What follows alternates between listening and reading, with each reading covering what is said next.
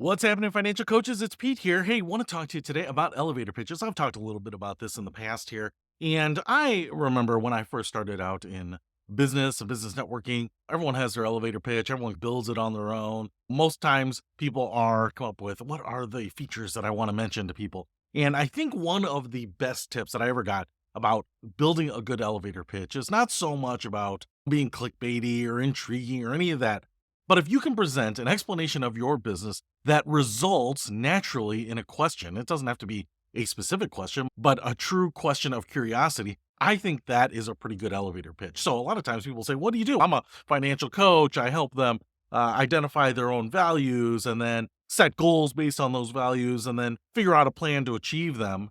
That doesn't really lead me to any specific question, right? Oh, a lot of people want that to lead into, "Oh, I know someone who needs that. They were just telling me they have trouble setting goals, or they have no trouble setting goals, but they have trouble breaking it down into tasks."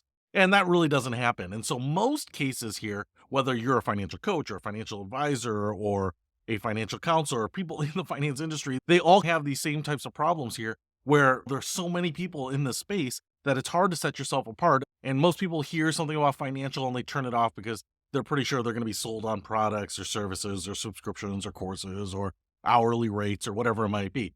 And so, what I would say is it really depends on each individual. But if you can come up with a pitch that might result in them asking a question, for example, I am a financial coach that only works with teachers. That might generate a good question like, why do you only work with teachers? Or what is it about teachers that you specialize in? Or whatever it might be. It can be as simple as that or as complex as something about I help people cut their tax bill in half, or I help people give generational wealth to their kids. But somehow you're crafting that elevator pitch so that the person listening actually wants to ask a question. They are actually curious about something that you said, and then suddenly you're in a conversation. Because most elevator pitches are simply a commercial, they're throwing information out there, person absorbs it.